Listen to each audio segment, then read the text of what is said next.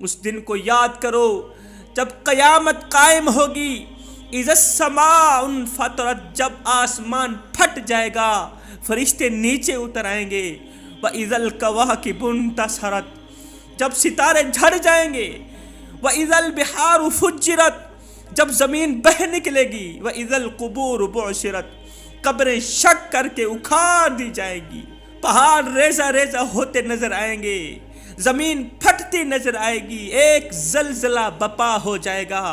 اس زلزلے کو میرا اللہ قرآن مجید کے اندر یوں بیان فرماتا ہے، فرمایا اذا زلزلت الارض زلزالها واخرجت الارض اثقالها وقال الانسان ما لها يومئذ تحدث اخبارها بان ربك اوحى لها يومئذ يصدر الناس اشتاتا ليروا اعمالهم فمن يعمل مثقال ذرة خيرا يره ومن يعمل مثقال ذرة شرا يره۔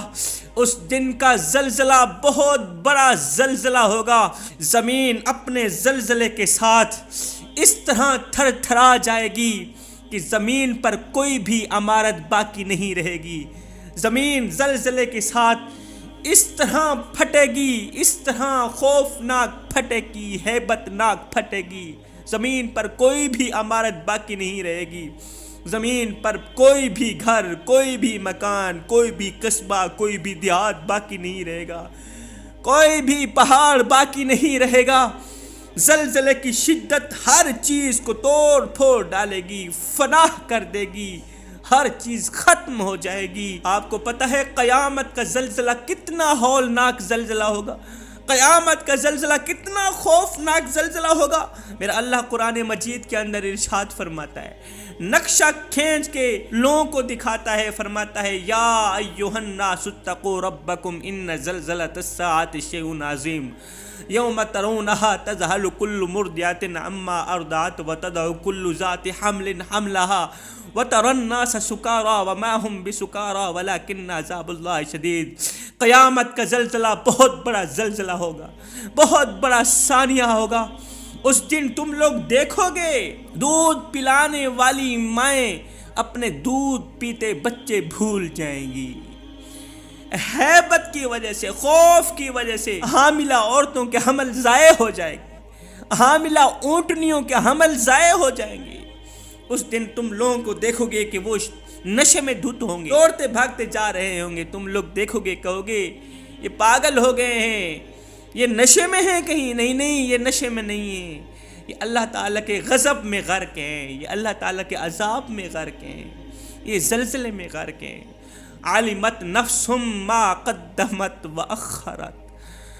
اس دن تم لوگوں نے جو کرتوت دنیا میں کیے، جو گناہ زندگی میں کیے، جو اعمال کیے، اچھے کیے، برے کیے، وہ تمام کے تمام اعمال تمہارے سامنے رکھ دیے جائیں گے۔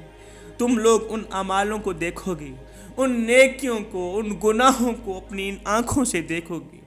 ہمارے دائیں بائیں فرشتے بیٹھے ہیں، دائیں بائیں فرشتے، جو کچھ ہم بول رہے ہیں یہ دونوں فرشتے لکھ رہے ہیں، جھوٹ بولتے ہیں، سچ بولتے ہیں، حق بولتے ہیں، جو کچھ بھی بولتے ہیں یہ فرشتے لکھتے ہیں، ہم جو کچھ ذہن سے سوچتے ہیں یہ فرشتے لکھتے ہیں۔ یہ جو کتاب ہے آج تو ہمارے سامنے نہیں دکھائی دے رہی، قیامت کے دن یہی کتاب ہمارے سامنے لائی جائے گی، اللہ تعالیٰ چھوٹی سی چھوٹی نیکی بھی ہمارے سامنے رکھ دے گا، چھوٹے سے چھوٹا گناہ بھی ہمارے سامنے رکھ دے گا۔ یہ جو فرشتے لکھتے ہیں نا، جھوٹ نہیں لکھتے، یہ سچ لکھتے ہیں، یہ حق لکھتے ہیں۔ قیامت کے دن ہم دیکھیں گے، ہمیں ماننا پڑے گا باقی ہم نے چھوٹی سی چھوٹی کوتاہی کی تھی، چھوٹی سی چھوٹی غلطی کی تھی، کسی کا حق مارا تھا، کسی کو دکھ دیا تھا، کسی کو تکلیف دی تھی، کسی کو درد دیا تھا، کسی کا جینا حرام کیا تھا، ہمیں ماننا پڑے گا۔ قیامت کے دن اللہ تعالیٰ چھوٹی سی چھوٹی نیکی بھی تمہارے سامنے رکھ دے گا، چھوٹے سے چھوٹا گناہ بھی تمہارے سامنے رکھ دے گا، پھر اللہ تم سے اس کا حساب لے گا۔ حضرت سیدنا عمر فاروق رضی اللہ تعالیٰ عنہ، آپ ایک دن جماعت کے ساتھ نماز پڑھ رہے تھے، جماعت کے ساتھ نماز پڑھ رہے تھے، امام صاحب نے ایک آیت بیان کی جس کا ترجمہ کچھ یوں تھا کہ اللہ تعالیٰ قیامت کے دن علمت نفس ما قدمت وأخرت، تمہارے کرتوت سامنے لائے جائیں گے، تم اپنے کرتوتوں کو دیکھو گے، اپنے تمام اعمالوں کو دیکھو گے، اس دن اللہ تعالیٰ قیامت کے دن چھوٹی سی چھوٹی نیکی بھی تمہارے سامنے رکھ دے گا، تمہارا چھوٹے سے چھوٹا گناہ بھی تمہارے سامنے رکھ دے گا، پھر اللہ تم سے اس کا حساب لے گا۔ یہ سنتے ہی حضرت سیدنا عمر فاروق رضی اللہ تعالیٰ عنہ بے ہوش ہو کر زمین پہ گر پڑے۔ جب آپ کو ہوش آئی، لوگوں نے پوچھا حضرت خیر تو ہے، کیوں بے ہوشی کی کیفیت طاری ہوئی؟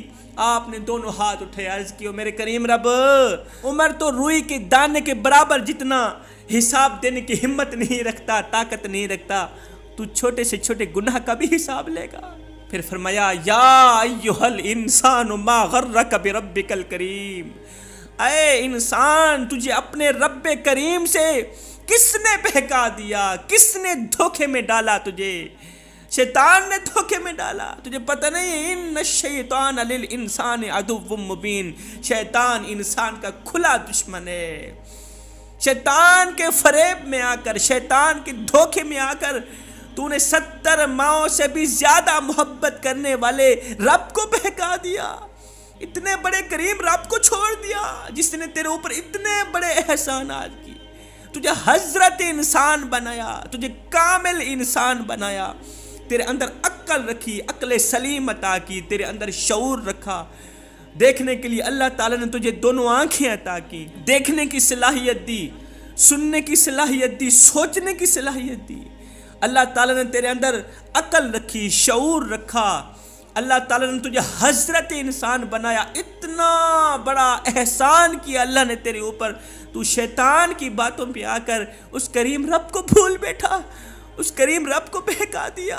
یا ایھا الانسان ما غرک بربک الکریم الذی خلقک فسواک فعدلک، جس رب نے تجھے پیدا کیا اس نے تجھے ٹھیک ٹھاک بنایا، تجھے درست بنایا، تیرے اعضاء کو برابر رکھا، کہاں پر کون کون سا پرزہ فٹ کرنا ہے، کہاں پر یہ آنکھیں لگانی، جہاں پر خوبصورت لگتی تھی اللہ نے وہیں پر یہ دونوں آنکھیں لگائیں، کہاں پر کان لگانے، جہاں پر یہ کان تجھے جچتے تھے، تجھے خوبصورت لگتے تھے، وہاں پر اللہ نے یہ دونوں کان لگائے۔